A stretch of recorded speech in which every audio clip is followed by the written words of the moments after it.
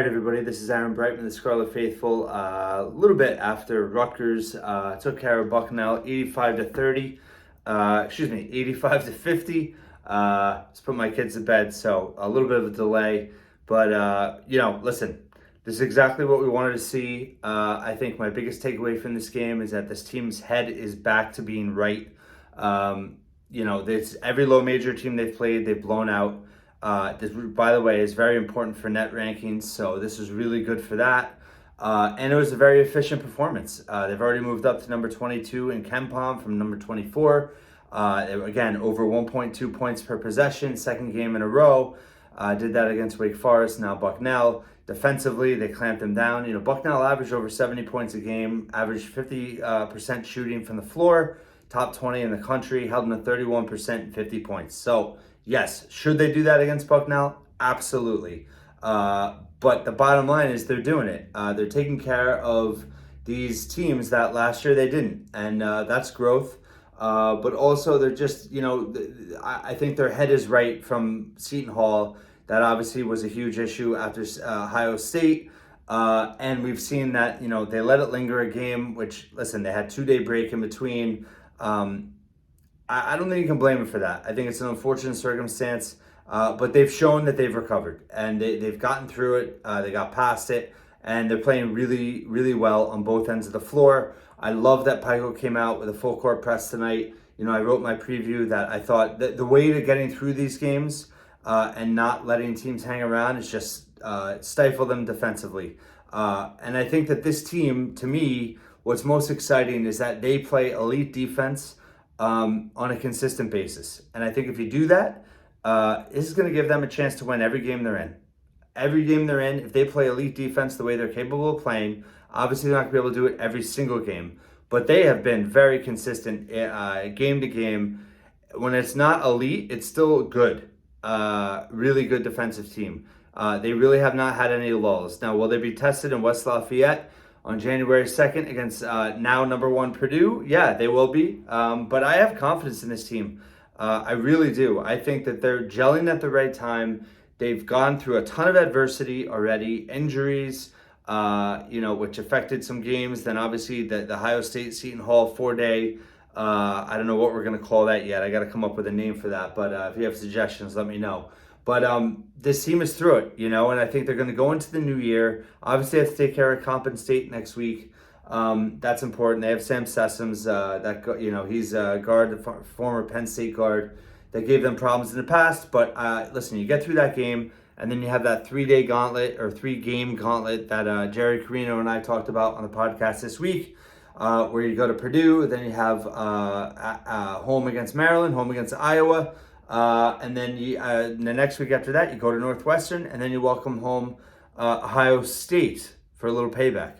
So that's a 5-game stretch there where a lot can happen, a lot of good can happen, and I really believe this team is going to do well in Big Ten play. I really do. They're being discounted, and I think it all goes back to the defense. I think for them to be able to play consistently at an elite level is going to give this team a chance. And I think just the chemistry of this team and the balance. Offensively, you saw tonight, I loved how, Cliff and Caleb took control right away.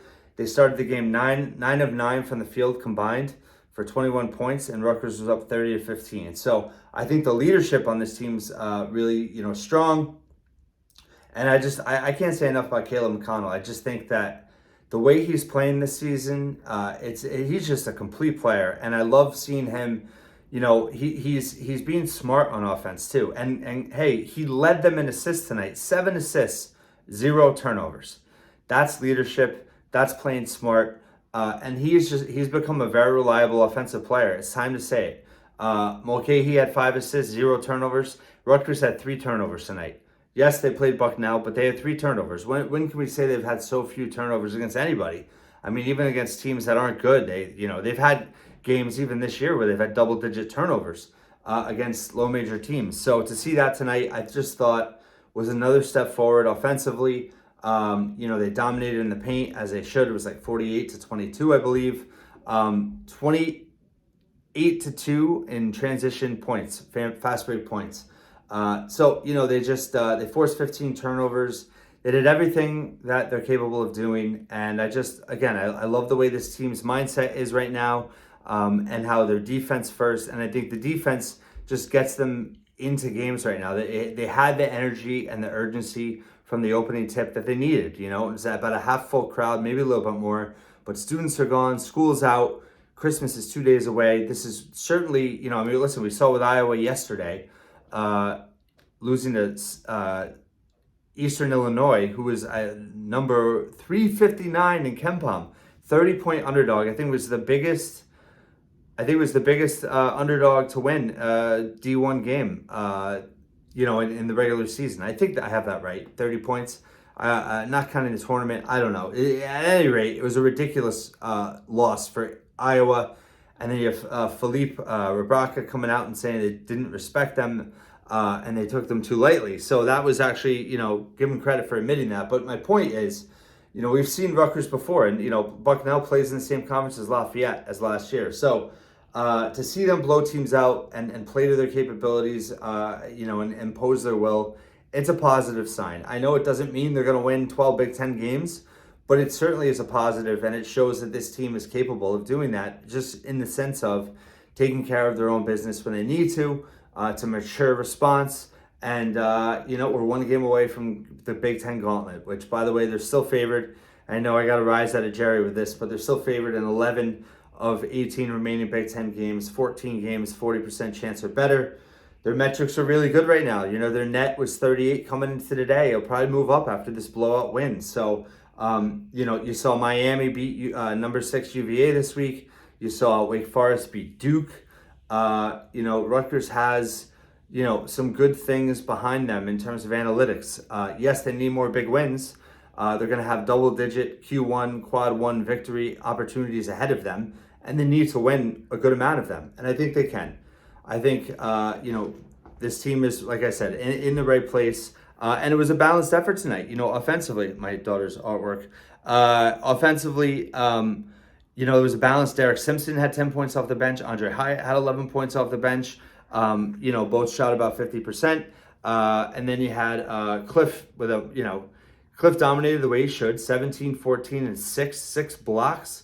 You had, like I said, Caleb had a balanced game. He also had 3 steals. So he's doing it on both ends of the floor. The big key with Caleb is, can he continue to be so consistent and impactful on both ends of the floor when Big Ten play, resumes? That's the key. If he can play at this level on both ends of the floor in Big Ten play, he's at worst a second-team All Big Ten player.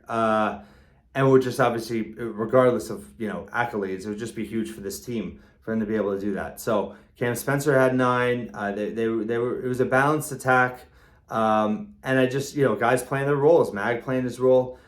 6 points, had a few rebounds. Defensively was really good, and it was great to see some guys off the bench. Oscar Palmquist, who's been a great program guy in his 4th season now, hit a 3 off the bench. Logan Stevens, a walk-on, hit both free throws.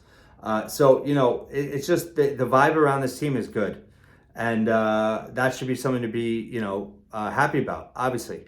So not much more, I think, to say from this, other than they took care of business, and it's refreshing to see them. I hope it would be a boring game, a delightfully boring game is what I said in the preview, and it was, and that's what we wanted. So happy holidays to everybody. Merry Christmas, happy Hanukkah, whatever else you celebrate, and be back for Coppin State next week. We'll have more content, obviously, on the Scarlet Faithful. I'll have plenty of post-game and other articles throughout the holiday week, and probably sneak in a podcast at some point too. So thanks for watching and following, and go are you.